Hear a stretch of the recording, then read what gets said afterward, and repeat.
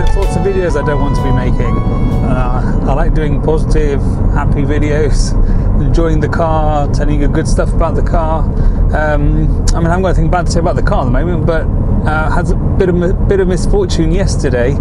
I took my kids for lunch to a beach bar not far from here, and while we were eating, somebody broke into the car. They damaged the door lock on the driver's side. There is actually only one door lock anyway. The other doors don't have any locks, but they damaged this one. They broke in. I don't know why they broke in. There was nothing to steal within the car, so I don't know why they actually broke into this car. The only thing was that we had a few things in the boot, and what they did steal was one of my daughter's bags, just like a small handbag, and in it had like her makeup and her creams and some medicine and stuff like that, which is like personal stuff. There's nothing there of any value, but it did have her passport in, unfortunately, so her passport's been taken, which is a bit of a pain, because it's always a pain trying to get a new passport reported stolen and stuff. So well, what can you do? These things happen sometimes. But you know, this was 2 o'clock in the afternoon. There's an area where there's other cars parked and stuff. There's people coming and going. I'm a little bit gutted, because if we'd finished eating 10 seconds earlier, just 10 seconds earlier, I would have caught them in the act. It was literally that close. Right, I'm just going to go through the tolls, and people have told me in order to get through the tolls to work, I mentioned last time it didn't work, put it on this black bit. So I'll just put the card there on the black bit. Works every time now, so I can't remember who suggested it, but thank you very much. You were spot on. So yeah, a bit unfortunate they got in the car, really. I went to the police yesterday, I went to the police again today to report it, and they did say though that they get a lot of Fords broken into, especially like this, where it looks like they've just rammed like a screwdriver into the lock and forced the door open. Is it a common Ford thing? The policeman thought so. I don't know. I can't really comment. I'll certainly be more careful about leaving anything in the car from now on, because it's obviously quite easy to break into.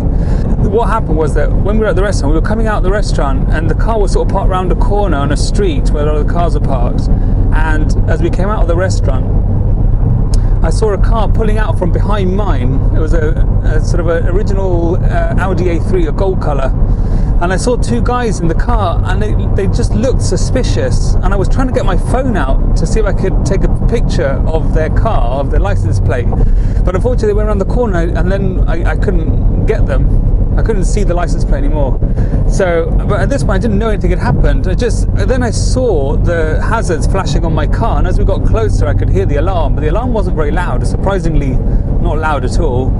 And my first thought was, as they left, they must have hit my car or something. So I was having a look around the car, and I couldn't see any damage.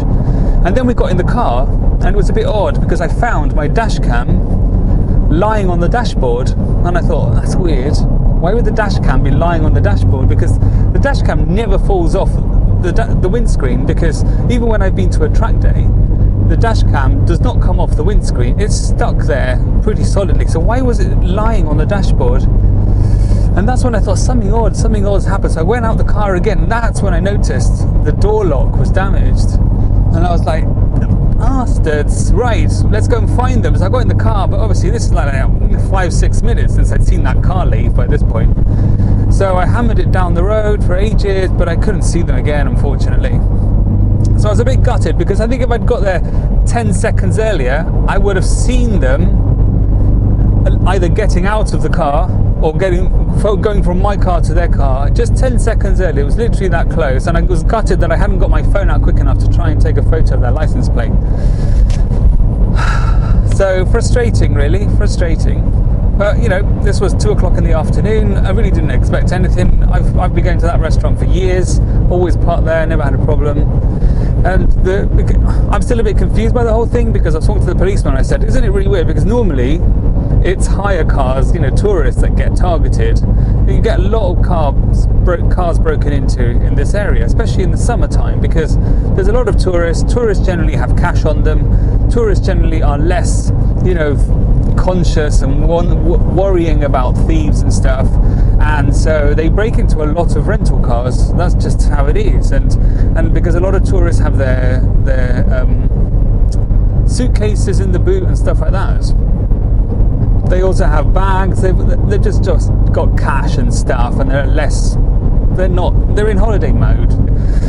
So it's odd that a car like mine got targeted because there was nothing to steal. In fact, they didn't even take the dash cam. They must have come in the car, and the reason I think they put the dash cam facing down on the dashboard was because they thought it might be on and it would obviously record their car as they pulled away, because that was my hope. I hoped that the dash cam would have come on and recorded them as they left. Unfortunately, it didn't. The only thing I don't understand either was that they opened the door, but then how did they open the boot? Does opening the door automatically open the boot? You know, even if the alarm goes off, isn't there like an immobilizer isn't there a deadlock system where the doors don't unlock because if the alarm goes off, does it unlock everything? That doesn't make any sense to me. So I don't understand how they got in the boot. Or were they just trying to steal the car and they were unsuccessful, and instead they thought, well, we'll take whatever's in the boot. Well, the ironic thing as well is that in the glove compartment was a wallet with some money. In the boot there was another bag with some money, and they took the bag with makeup, and they didn't take any money.